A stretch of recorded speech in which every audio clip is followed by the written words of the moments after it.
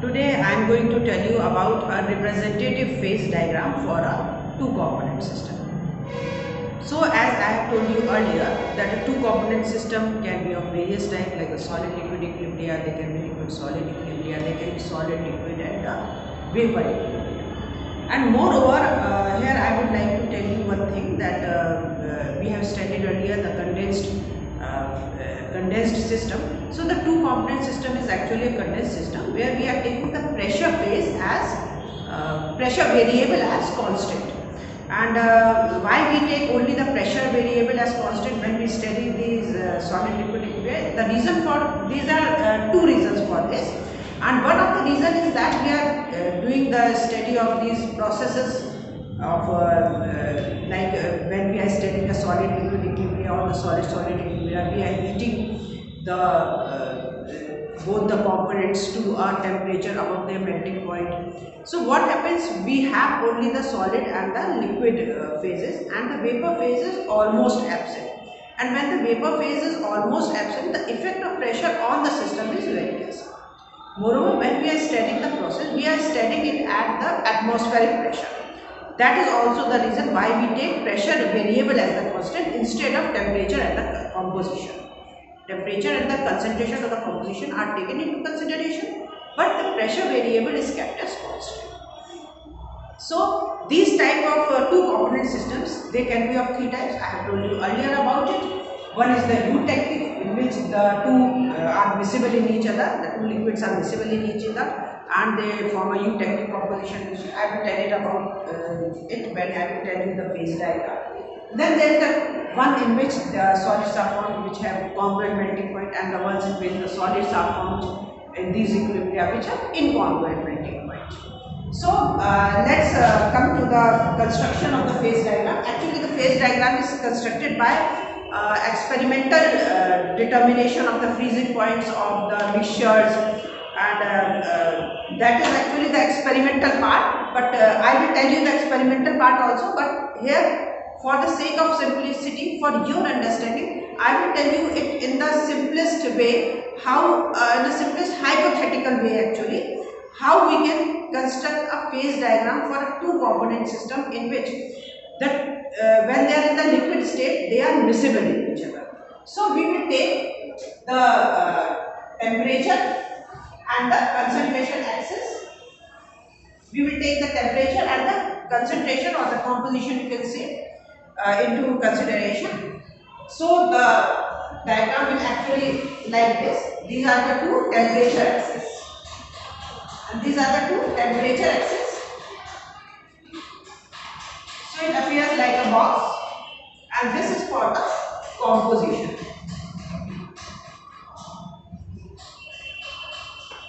Now suppose we are having two components. Let the components be A and B, and let this be the freezing point of A, pure A. Let this be the freezing point of pure A, and let me mark it by A.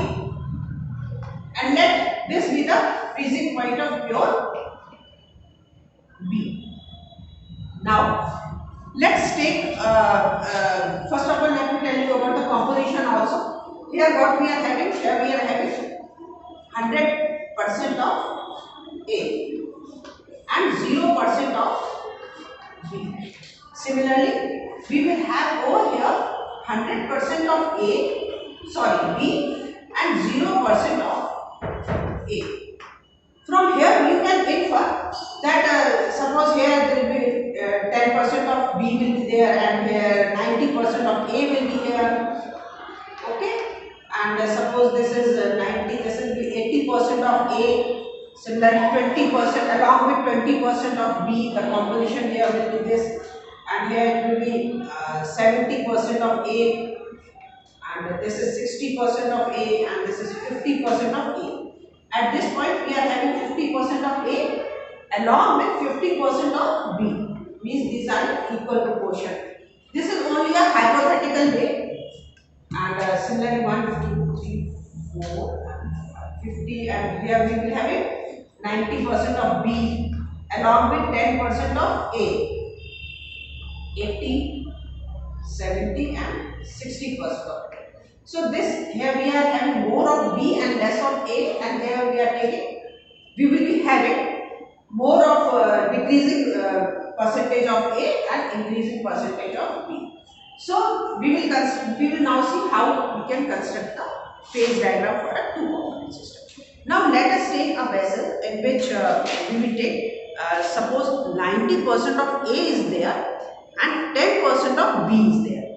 Now we will heat it to a temperature above the freezing point of A and B. Above this freezing point, we will heat it. So what we will get, and we are heating it at atmospheric pressure, so that we can keep the pressure as constant. We are taking pressure as constant because it is a condensed system, and we will apply the reduced phase rule equation over here. So it is a condensed system. We are taking pressure as constant, and the process which we are taking out in a vessel, taking 90% of component A and 10% of component B. Now we will heat it, and since in the liquid state they are miscible with each other, what will happen?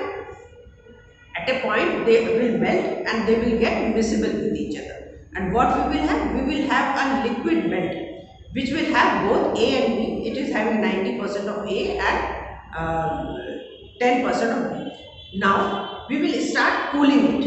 The temperature will go down, and now when we will cool it, a point will come when A will start separating. A will start solidification. Suppose this is a vessel, we have taken A and B. What will happen? There is 90% of A and 10% of B. A is 90%, B is 10%. Okay. What will happen? There will be liquid melt of the composition 90% A and 10% B at a temperature above the freezing point of A and B. Okay. Now we start reducing the temperature, or we can say that we start lowering the temperature. The temperature goes down, and the temperature goes down, and what will happen? At a certain temperature, the component A will start solidifying. Solidification of A will start. Now we will note that temperature. Since the composition is 90% of A, so we will note that temperature. Suppose it comes out to be here. We will mark it. Okay. Now we will take another mission in which we are having 80% of A now and 20% of B. But when we do practically, there is one more thing I will tell you, but that I will tell you afterwards, that when we will heat this, when we will cool this 90% and 10%, when we will cool it, then at a certain point A will start solidification, and when A will solidify, then that liquid melt will have the amount of A which has solidified will be different, and the composition of this melt will be now different, because suppose 5 grams of A is solidifies, then what is left in the melt will be less than that 5 grams. Okay. That is another way of explaining, and I will explain to you afterwards. At present I am trying to tell you about how a phase diagram can be constructed in the most simplest way. Now suppose we take a vessel, and then we take 80% of A and 10% and 20% of B. Now we again heat it to a temperature above the melting point. We will get a liquid melt of the composition 80% of A and 20% of B. Now we will start cooling it. Now when we will cool it, then at a certain point the component A will start solidifying. It will start to solidify. We will note that temperature, and suppose the temperature comes up to be 80%.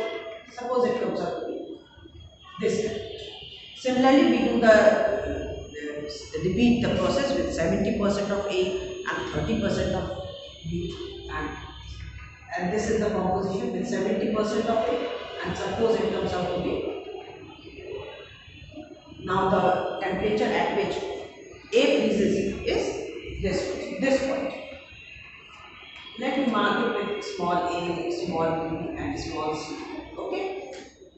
Now suppose we take 60% of A now and repeat the whole process. We take 60% of the component A and we take 40% of the component B and we repeat this experimental process again, then what we find is that this will again at this point, let it be deep. At this point B, A freezes. Means the freezing, what we note is that the freezing point of A is getting depressed with the addition of B. Okay. The freezing point, when it was a pure component, the freezing temperature was this.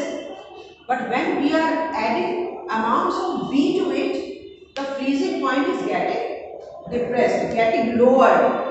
Okay, there is low depression in the freezing point, there is lowering in the freezing point. You can relate it very well with the colligative properties also. When we add solute to the solvent, its freezing point gets depressed. The same thing is happening over there also.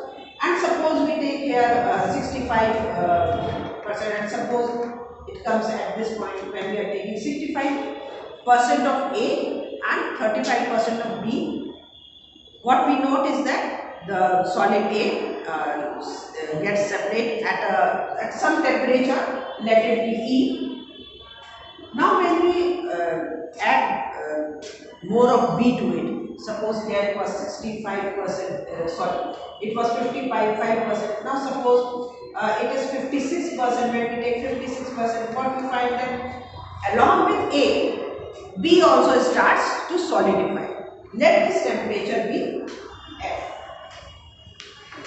At this point, what we note is that along with A, B also starts solidification. The solidification of B also starts. And let this temperature be F. So what we see, that below this temperature we are having only the solid state, and above this temperature we are having only the liquid state. Now we will join this curve.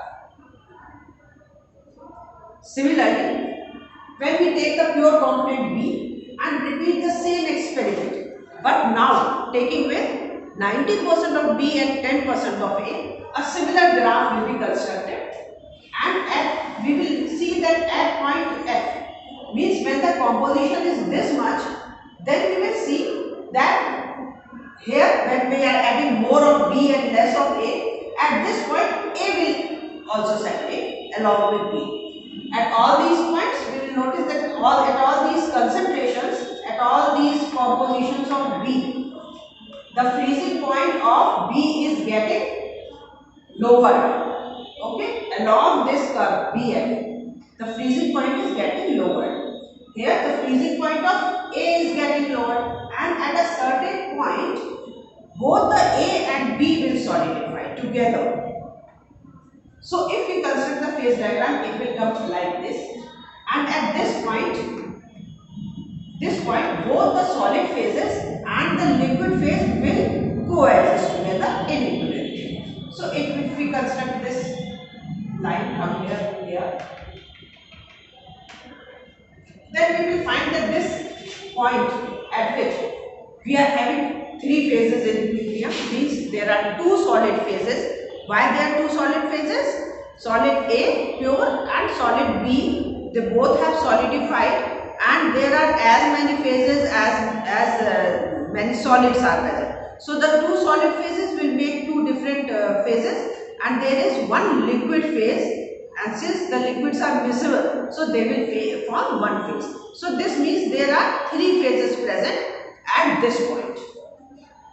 Okay, so let's construct this phase diagram. Let me rub it and I will construct it again, and then I will tell you about the number of phases, which phases are present in this diagram, and what do they signify, and what is this line. Moreover, I will also calculate the degree of freedom. So let me rub it and make a new diagram for you.